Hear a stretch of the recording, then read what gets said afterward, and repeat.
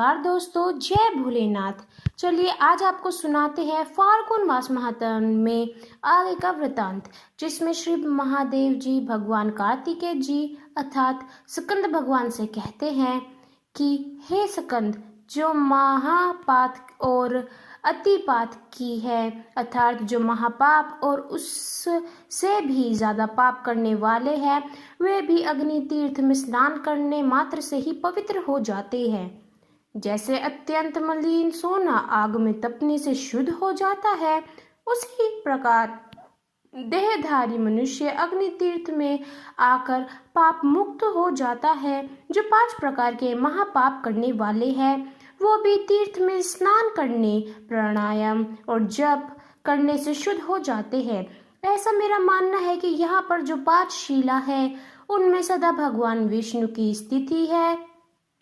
वहीं पर सभी पापों का नाश करने वाला अग्नि तीर्थ भी है। स्कंद जी ने पूछा, पिताजी, वह कैसी 5 शिलाएं और किसने उनका निर्माण किया है?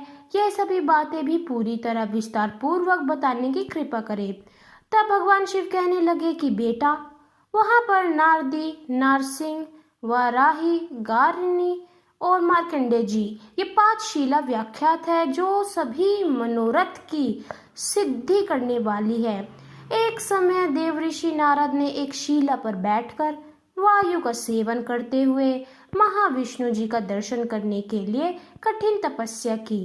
वे 6000 वर्षों तक वृक्ष की तरह स्थिर भाव से उसी शिला पर विराजमान रहे और उसके बाद भगवान विष्णु एक ब्राह्मण का रूप धारण करके कृपा पूर्वक उनके सामने गए और उन मुनि श्रेष्ठ नारद जी से इस प्रकार कहने लगे कि मुने, बताओ तुम क्या कहना चाहते हो?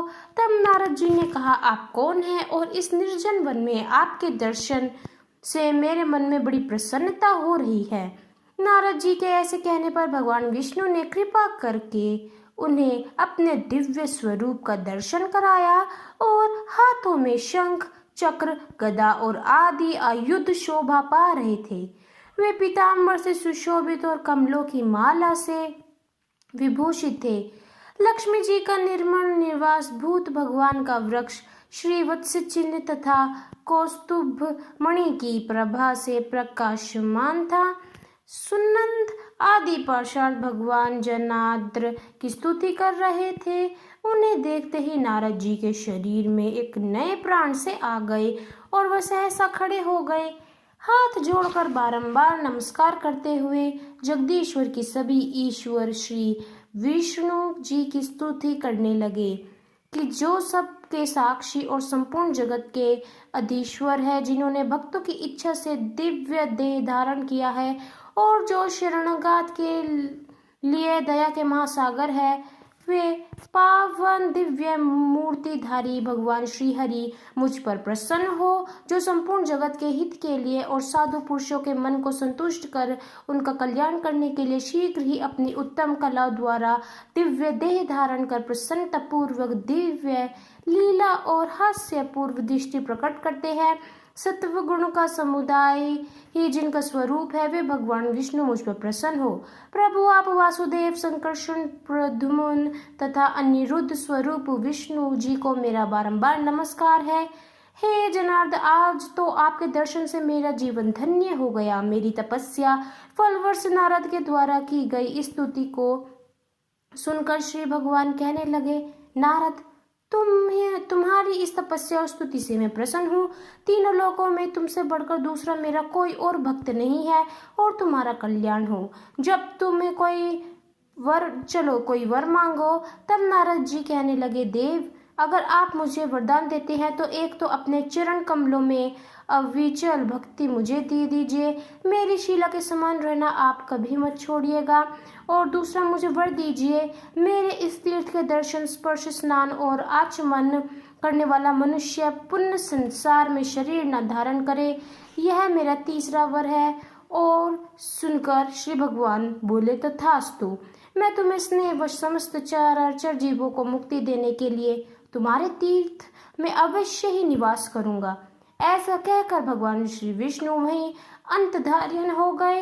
इसके बाद नारद जी भी कुछ दिनों तक बद्री क्षेत्र में निवास करके मथुरापुरी को प्रस्थान कर गए। शकुनि जी ने कहा, प्रभु अब आप मुझे मार्कंडेय जी भी बताइए। तब भगवान शिव कहने लगे कि पहले त्रेता युग के अंत में मार्कंडेय जी तीर्थ यात्रा का परिश्रम उठाते हुए मथुरा नगरी में आए। वहां उन्होंने नारद जी का दर्शन हुआ। मार्कंडेय जी नारद जी का पूजन और फिर उन्हें प्रणाम किया। तब उन्होंने जहाँ साक्षात नारायण विराजमान है उस बद्री क्षेत्र का महात्म इस प्रकार बताया कि साधु बद्री तीर्थ महाक्षेत्र है, वहाँ भगवान विष्णु का निवास है और तुम वहीं जाओ, वहाँ तुम्हें साक्षात श्री हरि का दर्शन होगा। यह सुनकर मार्कंडेय जी को बड़ा आश्चर्य हुआ। वे बद्रिका आश्रम में आए और उन्होंने वहां स्नान करके शिला पर बैठकर परम उत्तम अष्टशर अर्थात ओम नमो नारायण इस मंत्र का जप करने लगे।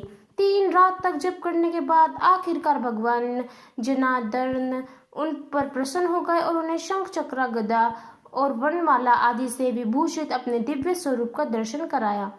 उन्हें देखकर मार्क जी अत्यंत तेजी से उठे, प्रणाम करके बड़ी प्रेम भरी गदगद वाणी में उनकी स्तुति करने लगे कि हे प्रभु, हे श्री हरि, इस अशाश्वत अर्थात क्षण भंगुर संसार में आपका व्याकुल चरण विंद ही संसार है। संसारी मनुष्य का उद्धार कैसे हो? अच्युत में आध्यात्मिक तीनों ताप से अत्यंत थका हुआ हूँ। अनेक प्रकार के बढ़े हुए ज्ञान से ढका हुआ संसार रूपी कोहरे में भटक रहा हूँ। कृपा मेरा उद्धार कीजिए। हे करुणा सागर, अनेक प्रकार के योनि यंत्रों में दबकर निकलने से प्राप्त हुई गर्भवास जनित शारीरिक वेदना को मैं कितनी ही बार पा चुका हूँ। अब मेरी रक्षा कीजिए। जरा मृत्यु और बाल व्यवस्था आदि के दुख से भरे हुए संसार में भी मैं बहुत पीड़ित हूँ। फिर भी इस दुख के समुद्र में मेरी कोई सुख बुद्धि हो रही है। हे दया सिंधु, मेरी रक्षा कीजिए। हे प्रभु, कभी मैं कीट योनि में पड़ा, कभी श्वेत जीव के रूप में जन्म लिया, कभी उद्यति योनि में आया और कभी सौभाग्यवश मनुष्य शरीर को भी प्राप्त हुआ। सब योनि में जन्म लेकर मैं बहुत विलीप हो चुका हूँ। इस पर प्रसन्न होकर ब्रह्मा ऋषि मुझसे कोई वर मांगे। तब मार्कंडेय जी ने कहा, भगवान हे दीन वत्सल्य, अगर आप मुझ पर प्रसन्न हैं तो आप अपने पूजन और दर्शन में मुझे अविचल भक्ति दीजिए, साथ ही मेरा निवास बराबर बना रहे। इस प्रश्न को सुनता और अध्यय सुनता है और भी भगवान गोविंद की प्राप्ति होती है। भगवान शिव कहते हैं, कश्यप जी से विनती के गर्भ से 2 महाबली और महाप्रकर्मी पुत्र हुए, जिनका नाम था गरुण और अरुण। इनमें से अरुण तो सूर्य देव के सारथी हुए और गरुण भगवान विष्णु का वाहन होने की इच्छा से बद्री क्षेत्र के दक्षिण भाग में गंधमार्ग के शिखर पर कठिन तपस्या पर प्रारंभ करने लगे। वे फल मूल और जल का आहार करके दृढ़ को धैर्य पूर्वक सहते और जब करने वाले में श्रेष्ठ होकर एक पैर से पृथ्वी पर खड़े होकर जप किया करते थे।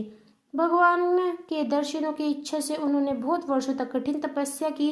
तब साक्षात भगवान विष्णु पीताम्बर धारण करके अपने शंख चक्र आदि आयुध से युक्त होकर पूर्व दिशा में उद्यत होने वाले पूर्व चंद्रमा की तरह गरुड़ के सामने प्रकट हुए और मेघ के समान गंभीर शब्द करते हुए कहने लगे। फिर भी गरुड़ की ब्रह्मवृत्ति नहीं हुई, यानी कि तपस्या में लीन गरुड़ का ध्यान भंग नहीं हुआ। तब उन्होंने अपना श्रेष्ठ शंख बजाया, लेकिन उससे भी महात्मा गरुड़ का ध्यान नहीं टूटा। गरुड़ के भीतर ही प्रवेश कर भगवान सरस्वती के साथ ब्रह्ममुखी पैदा करते हुए फिर से बाहर आकर प्रकट हुए। उस समय विष्णु को अपने सामने गरुड़ निर्भय हो गए। उनके संपूर्ण शरीर में रोमांच आया और हाथ जोड़कर भगवान की स्तुति प्रारंभ कर दी। भगवान तीनों लोकों में निवास करने वाले देहधारिणियों अर्थात करण आपका निवास स्थान है। आपकी जय हो। संसार की उत्पत्ति, स्थिति और संहार रूपी लीला विलास से विलास जो आपकी ब्रह्मा विष्णु और शिव रूपी त्रिविध मूर्ति है, उस कीर्ति मुख होता है। ठीक उसी प्रकार सूर्य अपनी किरणों से समस्त विश्व को प्रकाशित करते हैं। आप अपने भक्त के हृदय कमल में भ्रमण की तरह शोभा पाते हैं। मुनि आपकी चरण रेणु को हृदय से प्रणाम करते हैं। महात्मा गरुड़ के इस प्रकार स्तुति करने पर भगवान विष्णु ने वह त्रिपत गामिनी गंगा जी को बुलाया। उस पर्वत के ऊपर साक्षात पंचमुखी गंगा जी प्रकट ही उनके जल से गरुड़ जी ने भगवान को पदार्थ दिया और उसके बाद मांगने के लिए भगवान के प्रेरित करने पर गरुड़ जी ने कहा, भगवान मैं एकमात्र आपका वाहन हो जाऊं।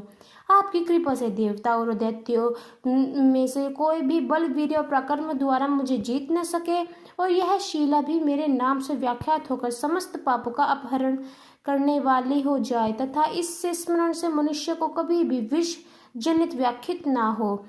इसके बाद बहुत अच्छा कहकर भगवान विष्णु वहीं अंतर्धार्य हो गए। सकट जी ने भगवान से कहा कि अब मुझे बताइए। भगवान शिव इस प्रकार बोले, सकन,